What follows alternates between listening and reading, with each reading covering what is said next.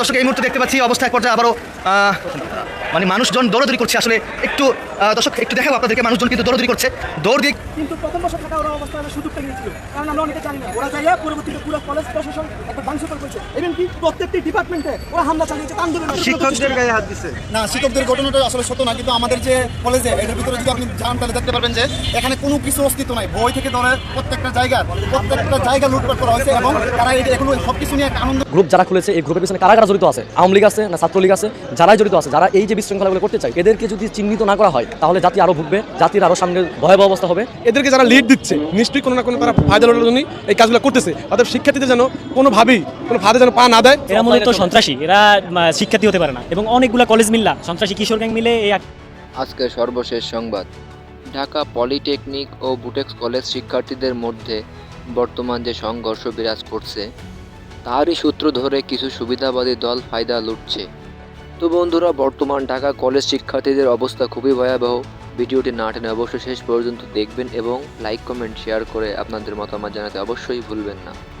UCB এই গ্রুপটার মাধ্যমে তারা প্রত্যেক কলেজে তারা কমিটি দিয়েছে। সেখানে কমিটি 20 থেকে 25 জন কমিটি হয়েছে, এবং এই কমিটিরা মিলে তারা সকল কলেজ, ঢাকার যত প্রাইভেট কলেজগুলো রয়েছে সব কলেজ একত্রিত করে তারা এসেছে। এবং অভিজিৎ নামে একটা তাদের একজন ভাই কলেজের স্টুডেন্ট ডেঙ্গু জ্বরে আক্রান্ত হয়ে সে ন্যাশনাল মেডিকেল কলেজে চিকিৎসার অভাবে চিকিৎসা হয় নাই। তো তাদের আন্দোলনটা যৌক্তিক ছিল। ফার্স্টে আমরাও এটাকে সমর্থন করতাম যে তাদের চিকিৎসার অভাবে মৃত্যুবরণ করেছে। তো তারা এখানে আন্দোলনে আসার পরে আমি যতদূর জানতে পেরেছি যে এখানে আমাদের ছাত্র দলের ভাই হয়তো বা কিছু বাধা দিয়েছে বা এরকম কিছু হয়েছে। এটার পরিপ্রেক্ষিতে তারা কলেজে আসার পরে, আমাদের কলেজে অনার্স ফার্স্ট ইয়ার পরীক্ষা চলছিল, এই মতো অবস্থায় তারা সম্পূর্ণরূপে ইট পাথর ছুড়েছে, এবং কি সোহরাদ্দিত ধ্বংসস্তূপে পরিণত করছে, একদম ধ্বংসস্তূপ। তারা এই যে ক্ষয়ক্ষতিগুলো করলো, একাডেমিক কাজকে ছিঁড়ে ফেলেছে, কলেজের ফ্যানগুলা, বাতিগুলা, কম্পিউটার, ল্যাপটপ সবকিছু একদম ধ্বংসস্তূপে পরিণত করছে। তো এই যে বিশাল একটা ক্ষয়ক্ষতি করলো, সম্মানিত দর্শক দেখতে পাচ্ছেন, এটা কি আদৌ কোনো শিক্ষার্থী হতে পারে মোল্লা কলেজের?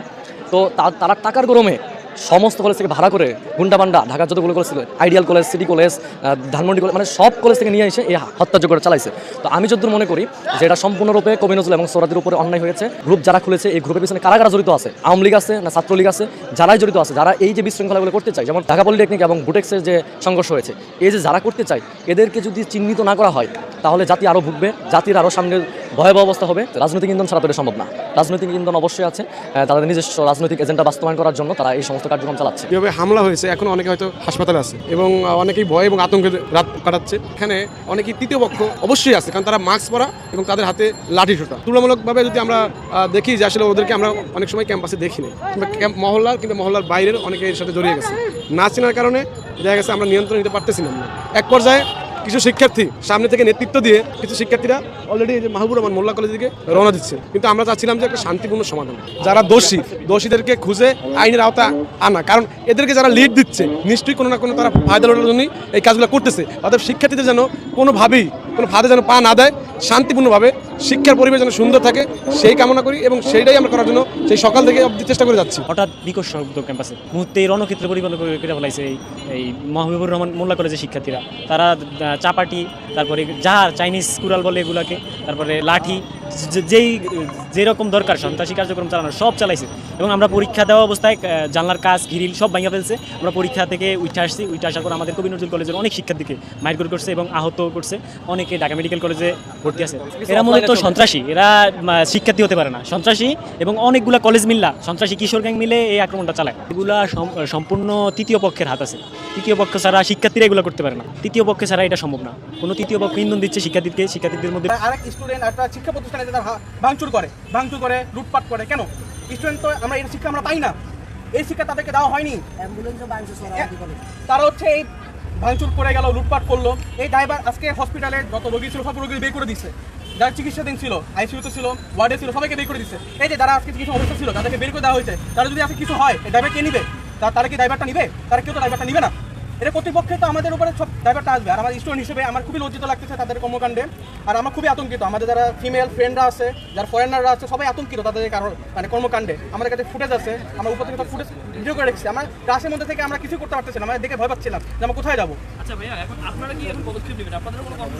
আমাদের অবশ্যই কর্মসূচি আছে, তাদের এই কাজে আমরা নিন্দা জানাচ্ছি। দরকার আমরা মানববন্ধন করবো। এমন যে শিক্ষা প্রতিষ্ঠানের উপর আরেকটা শিক্ষা প্রতিষ্ঠান এইভাবে হামলা করে অতর্কিতভাবে, তাহলে আমরা মানববন্ধন দাঁড়াবো, আমরা চিকিৎসা দিব না, আমাদের চিকিৎসার কার্যক্রম আমাদের বন্ধ থাকবে, ঠিক আছে? আর আমাদের প্রশাসন ভাইরা অনেক চেষ্টা করেছিলেন, কিন্তু আজকে আমাদের প্রশাসনের ভাইদের অ্যাক্টিভিটি কম ছিল। সত্যি কথা বলতে তাদের অ্যাক্টিভিটি আজকে ছিলই না। আমাদের কলেজ বিল্ডিংয়ে তাদেরকে আমরা দেখতে পাইনি, প্রশাসনের ভাইদের, পুলিশ ভাইদের আজকে দেখতে পাইনি আমরা।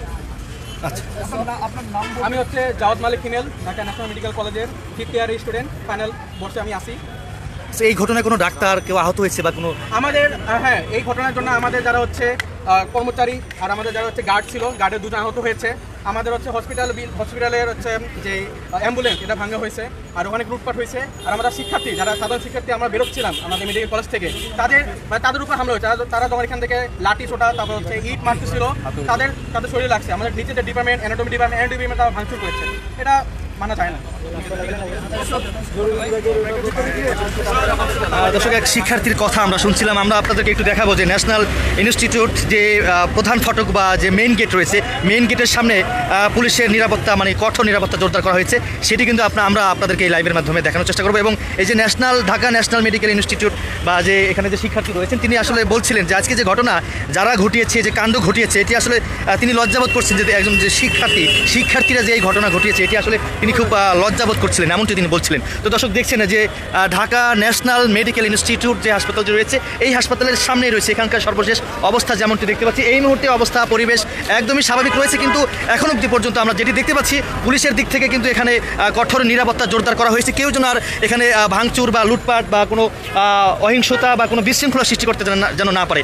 কিছুক্ষণ আগে, অর্থাৎ 2 থেকে 3 ঘন্টা আগে কিন্তু এই যে ঢাকা ন্যাশনাল মেডিকেল ইনস্টিটিউট যে হাসপাতালের যে মেন গেটটি রয়েছে, আসলে উপরে আমরা কিন্তু দেখতে পাচ্ছি আসলে ভাঙচুর করা হয়েছে। তিনি যেমনটি বলছিলেন যে এখানে ভাঙচুর করেছেন এবং লুটপাট করেছেন এবং অনেকে আহত হয়েছেন, এমনটি কিন্তু তিনি বলছিলেন। তো দর্শক, যেমনটি দেখতে পাচ্ছেন যে আমি একটু যদি ভিতরে যাই, ভিতরের দৃশ্যটি আপনাদেরকে একটু দেখাই।